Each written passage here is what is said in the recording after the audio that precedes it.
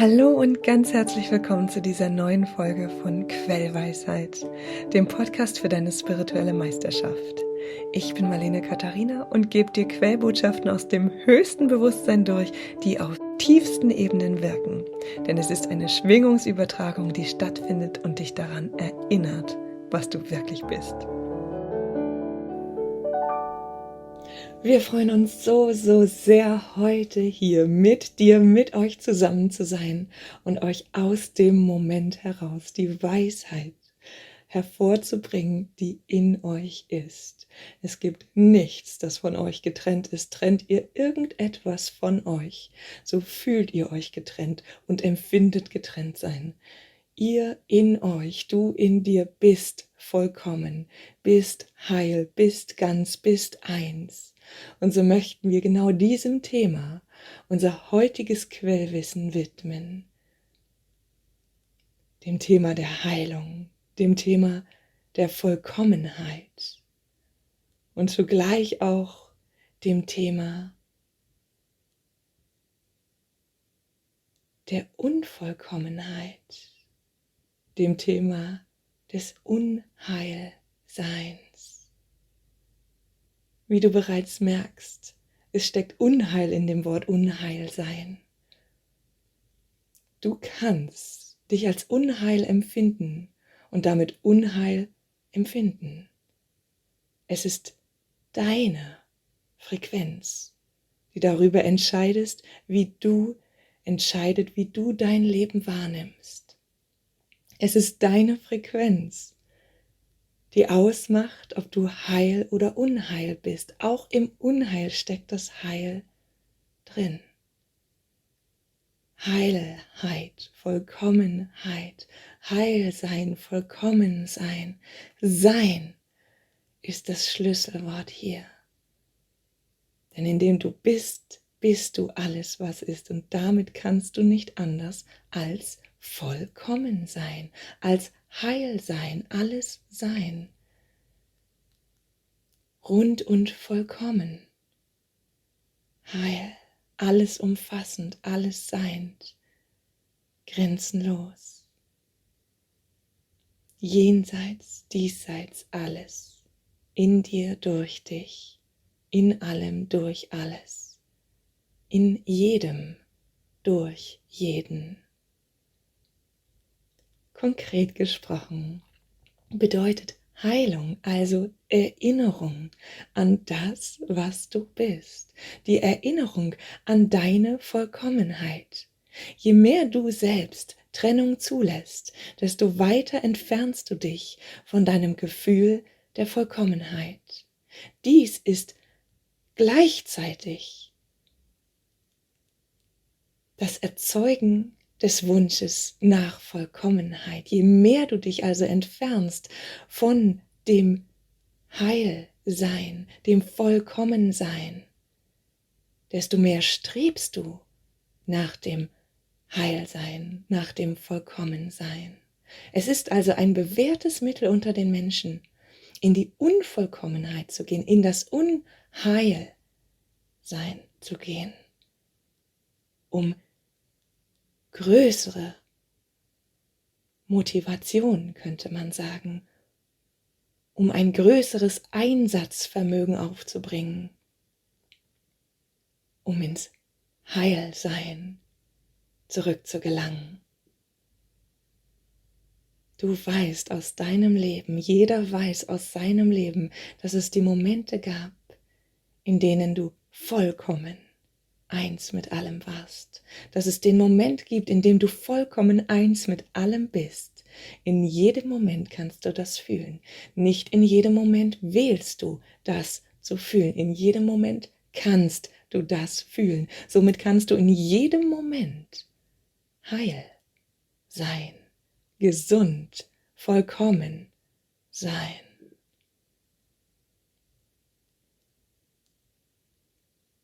Gesundheit ist ein Konzept, das ihr euch erschaffen habt, um zwischen Heilung, Heilsein und Unheilsein, Unheil auf physischer oder geistiger Ebene zu unterscheiden. Dieses Konzept hat aus unserer Perspektive große Makel. Und wir sagen das vollkommen frei von Wertung. Jedes Konzept gibt euch eine Möglichkeit, Trennung zu verstärken. Und so gibt euch das Konzept von Gesundheit und Krankheit die Möglichkeit, das Konzept zu stärken, dass ihr vollkommen oder nicht vollkommen sein könnt. Aus unserer Perspektive müssen wir schmunzeln, denn jeder ist vollkommen. Es gibt nichts anderes als vollkommen sein, denn selbst in der Unvollkommenheit steckt die Vollkommenheit, in der Endlichkeit steckt die Unendlichkeit. In jedem Abschnitt steckt auch der Nicht-Abschnitt, die Grenzenlosigkeit. Wir können in allem, was wir begrenzen, in die Tiefe gehen und entdecken, dass alles dort ist, in dem noch so kleinsten, abgetrenntesten Stück. Und so kannst du in deinem noch so kleinen, einzelnen Menschsein deine Vollkommenheit zu jedem Zeitpunkt wahrnehmen. In jedem Zeitpunkt, in jedem Moment erfahren. Du bist genauso vollkommen, genauso gesund, wie du dich fühlst. Du fühlst dich genauso gesund und vollkommen, wie du erlauben kannst, gesund und vollkommen zu sein. Wie du sehen kannst, gesund und vollkommen zu sein. So entsteht Gesundheit und Krankheit im Geist. Denn deine Definition ist das, was deinen Zustand als gesund oder krank beschreibt, als gesund oder krank wertet, urteilt. Wir laden dich ein, heil zu sein, in jedem Moment. Du magst fragen, Moment, aber ich habe diese physische Angelegenheit, meine Schulter, die ist nicht gesund. Sie tut dauerhaft weh, hindert mich an bestimmten Bewegungen. Wie kann ich dann sagen, ich sei gesund? Ich bin nicht gesund. Meine Schulter ist nicht in der vollen Gesundheit. Also bin ich nicht in der vollen Gesundheit. Wir sagen, was ist mit deiner anderen Schulter? Was ist mit deiner Nase? Was ist mit deinen Ohren? Was ist mit deiner Atmung? Was ist mit deinem Gehen? Was ist mit dem kleinen Atom, das du nicht bemerkst? Dem kleinen Atom in deinem Haar, in deiner Fingerspitze, in deinem Oberschenkel. Jedes kleine Atom ist in vollkommener Gesundheit.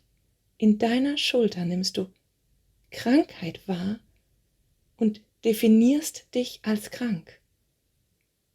Dabei ist ein klitzekleiner Teil von dir nicht in dem Zustand, in dem du ihm wünschst. Du verallgemeinerst diesen Zustand auf dein ganzes Sein. Und ja, du kannst sagen, meine rechte Schulter ist nicht gesund. Meine rechte Schulter ist krank und somit bin ich krank und somit ist das Universum krank. Somit bist du krank. Du kannst sagen, meine linke Schulter. Oder wir nehmen hier das Beispiel der Nase. Meine Nase ist gesund. Und somit bin ich gesund. Und somit ist das gesamte Universum gesund. Und somit bist du gesund. Die Frage ist immer der Fokus. Das ein ganz wichtiger Hinweis für diejenigen von euch, die das, was ihr Krankheit nennt, erleben. Denn du kannst Krankheit erleben, indem du dich auf die Krankheit fokussierst und du wirst merken, dass du gesamt und vollkommen krank bist. In deinem gesamten physischen Ausdruck.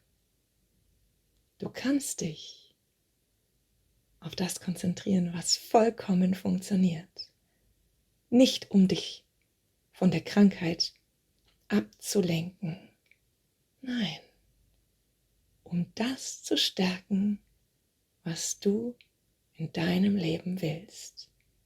Indem du die Frequenz zu deiner dominierenden Frequenz machst, die du haben willst, bekommst du mehr von dieser Frequenz. Fokussierst du dich also auf einen gesunden Teil, auf einen Teil deines Körpers, dem du so dankbar bist für sein so einwandfreies Funktionieren. Fokussierst du dich zum Beispiel auf dein einwandfreies Atmen, deine Lungen, die so gut funktionieren. Fokussierst du dich auf deine einwandfreie Verdauung, deine Verdauung, die die ganze Zeit für dich arbeitet. Fokussierst du dich auf deine Ellenbogen, die dir ermöglichen, deine Arme zu bewegen, frei, leicht, lebendig. Fokussierst du dich auf was immer dir die ganze Zeit so selbstverständlich dient, dass du nicht einmal wahrnimmst, wie vollkommen es funktioniert. Fokussierst du dich auf die Vollkommenheit deines Körpers, bist du in der Frequenz der Vollkommenheit und automatisch gibt es mehr von dieser Vollkommenheit. Ziehst du mehr dieser Vollkommenheit in dein Sein. Nimmst du dich als heil wahr, kann das, was dich umgibt und der Ausdruck deines Seins nicht anders, als damit in Übereinstimmung zu gehen. Es mag nicht von jetzt auf gleich geschehen, und doch gibt es immer ein mit deiner Schwingung in Übereinstimmung gehen. Ist deine Frequenz, also eine Frequenz des Heilseins, nimmst du dich als vollkommen wahr, als vollkommen gesund, als heil wahr, erkennst du, dass du vollkommen gesund und heil bist. Aus dieser Erkenntnis heraus ordnen sich die Teilchen, die aus der Liebe heraus in Form gebracht sind, genau so an. Genau so. Es gibt so viele Wege, vollkommen zu sein, sich auszudrücken in physischer Form, indem du einem Weg einen Stempel gibst und sagst, das ist nicht normal, das ist krank. Gehst du in den Widerstand, gibst Begrenzungen und Begrenzungen führen zu Druck und Druck führt zu einem Gefühl des Unwohlseins, einem Gefühl des Nicht-Gesundseins. Und somit kreierst du dir dein Kranksein, indem du dich als nicht normal beschreibst.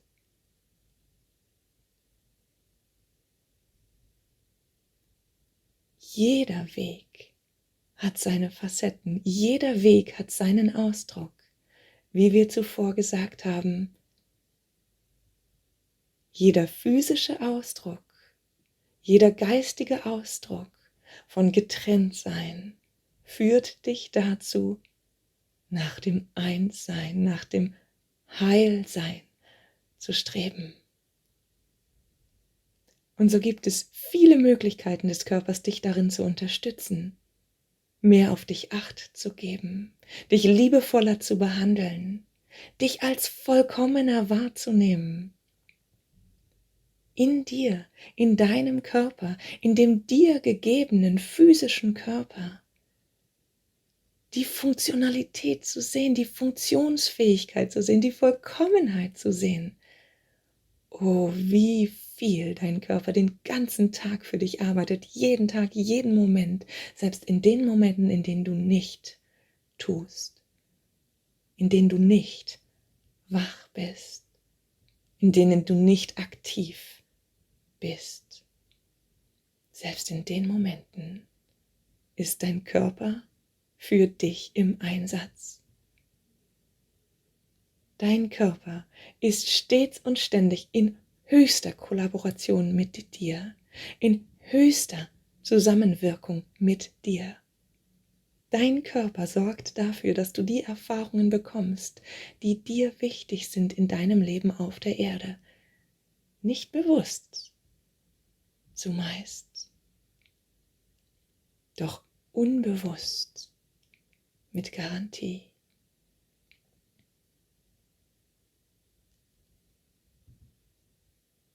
Schauen wir also noch in die geistige Welt des Heilseins.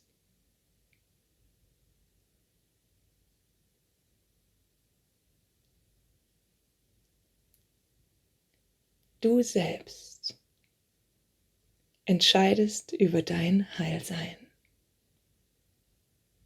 Und somit hast du die Macht, diese Entscheidung abzugeben an einen Arzt, an einen Heiler,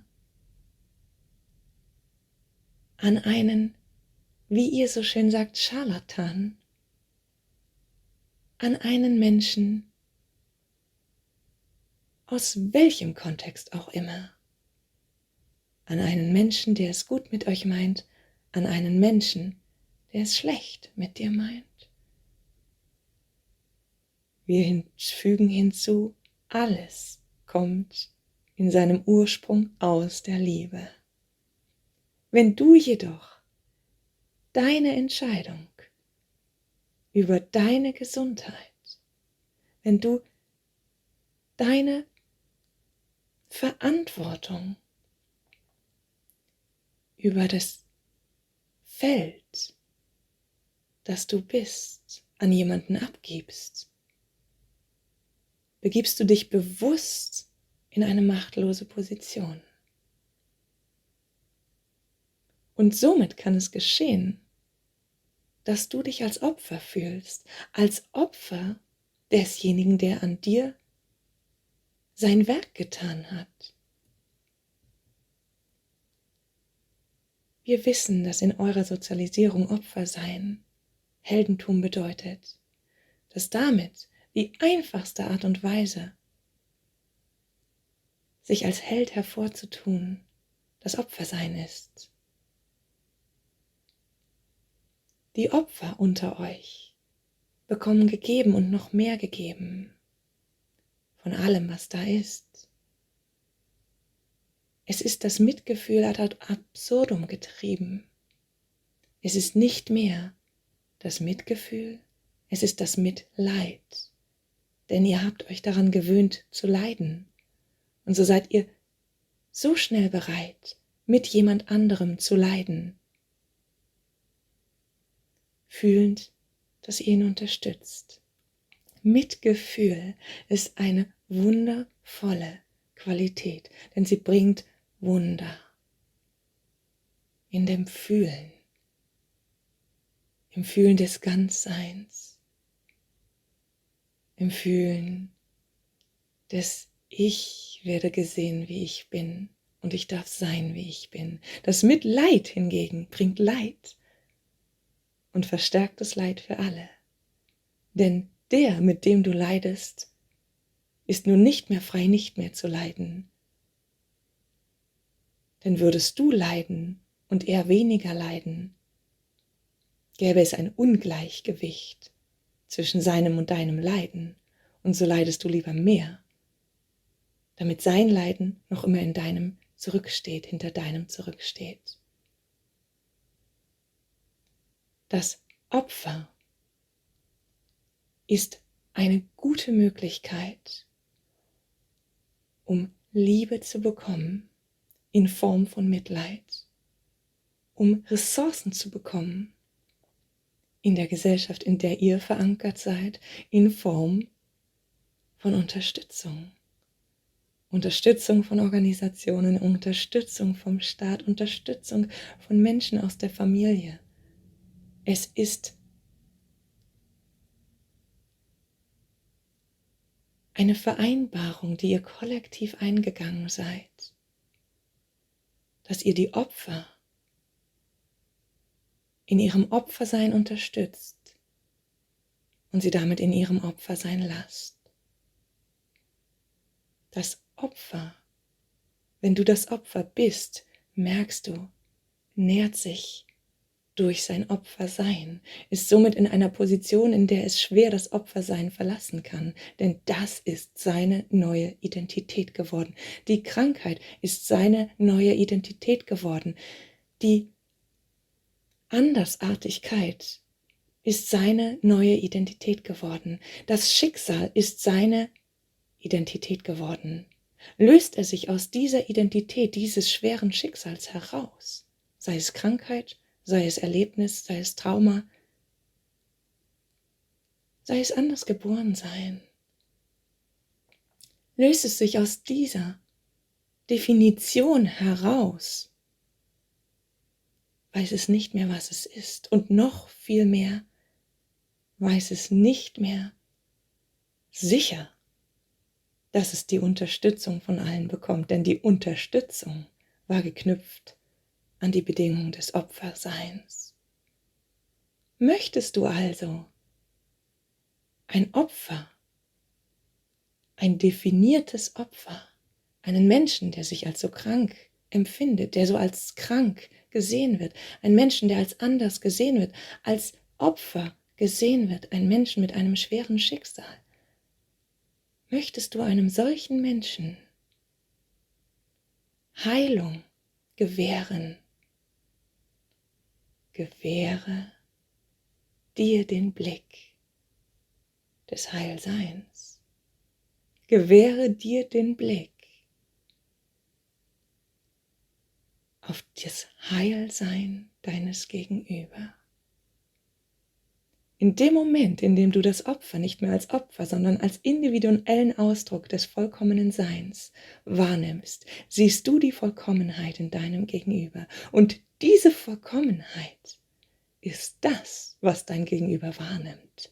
Dein Gegenüber nimmt sich nun nicht mehr als Opfer wahr, wenn es dir begegnet. Es nimmt wahr, dass du es liebst für seine Vollkommenheit, in seiner Vollkommenheit, durch seine Vollkommenheit, mit seiner Vollkommenheit. Es nimmt wahr, dass deine Liebe nicht geknüpft ist an seinen Ausdruck. Und somit ist es frei, Opfer zu sein, nicht Opfer zu sein, was auch immer für einen Ausdruck es wünscht, heute so, morgen anders. Immer von dir geliebt, denn du liebst nicht den Ausdruck, du liebst das Sein. Du erkennst das Sein, du erkennst die Vollkommenheit in jedem Ausdruck. Und somit löst du dich aus dem Kontext des Opferseins und Opferbestärkens heraus. Eröffnest für dich in deinem Moment mit diesem Gegenüber die Möglichkeit, dass alles vollkommen ist. Es geht nicht um dein Gegenüber. Es geht nicht darum, dein Gegenüber aus der Opferhaltung herauszuzerren. Du weißt jetzt, wie viel diese Opferposition an Ressourcen mit sich bringt, an Sicherheit mit sich bringt, an sicherer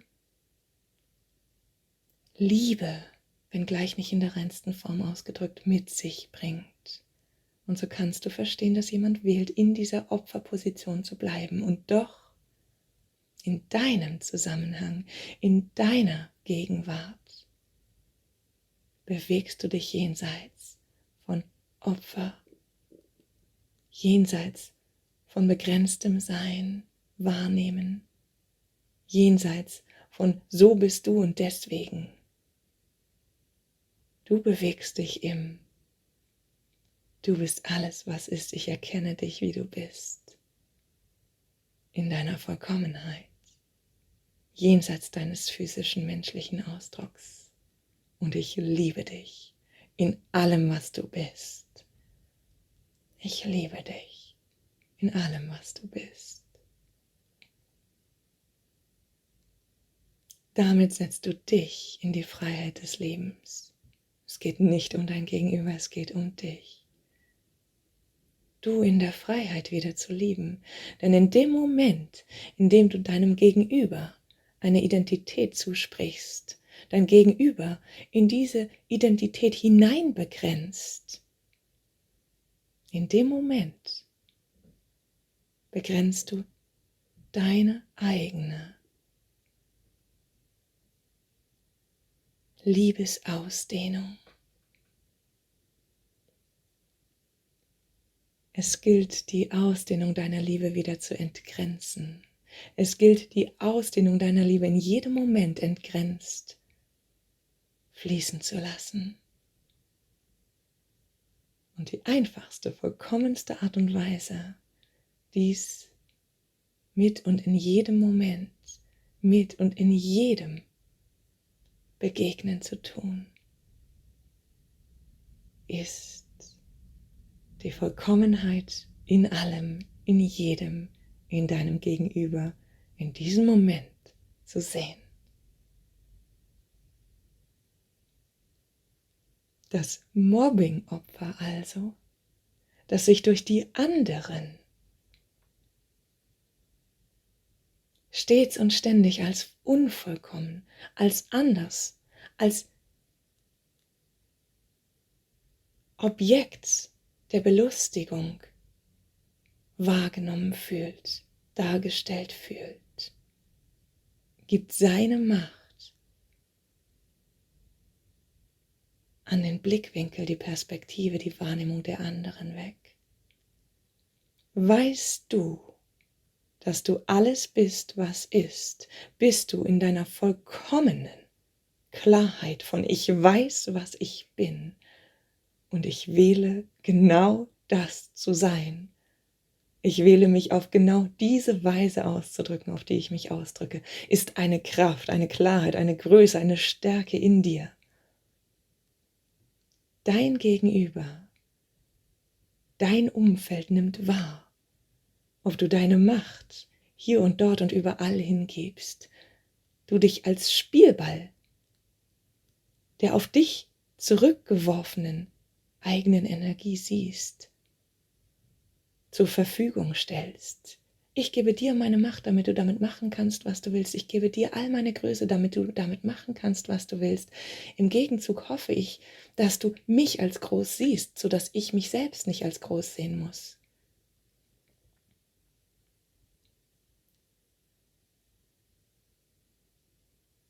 Im Gegenzug dazu kannst du dich in deiner Größe wahrnehmen. Du gibst deine Macht nicht mehr fort. Und somit kannst du nicht Opfer sein, denn du bist in deinem Ausdruck, in der eigenen Wahl.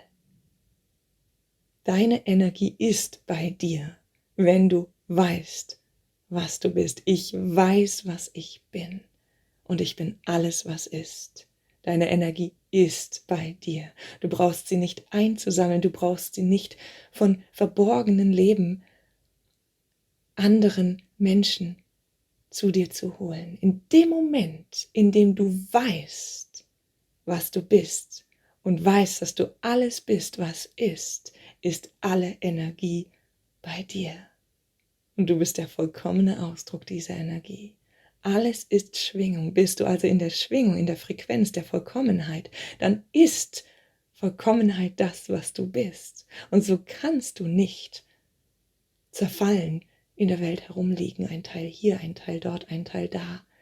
Und es ist wie eine Schnitzeljagd, all diese Teile einzusammeln, was dich mehrere Leben kosten wird. Nein, es reicht der Moment deiner Vollkommenheitsklarheit, um dich vollkommen zu wissen. Du bist vollkommen. Möchtest du dich anders als vollkommen erleben, steht dir das frei. Und du erlebst dich anders als vollkommen. Möchtest du, dass andere dir attestieren, dass du anders als vollkommen bist, erlebst du genau das. Möchtest du, dass andere dir attestieren, dass du vollkommen bist, gibst du deine Macht den anderen und merkst, dass du gleichzeitig den Beweis führst, dass sie sagen, dass du nicht vollkommen bist. Die einzige Beweisführung, die es für dich zu tun gilt, um deine Vollkommenheit wahrzunehmen, ist das in dem Moment, in dem du dich als vollkommen erkennst, du vollkommen bist. Dies ist die einzige Beweisführung, die dich in die Harmonie, in die Fülle, in die Leichtigkeit, in die Freiheit, in die Kraft deines vollen Seins erlaubt. Wir lieben dich, wir lieben euch, wir sind, was du bist, was wir sind, alles ist Liebe, alles ist eins. Es kann nicht anders sein und damit sind wir für jetzt und hier vollkommen.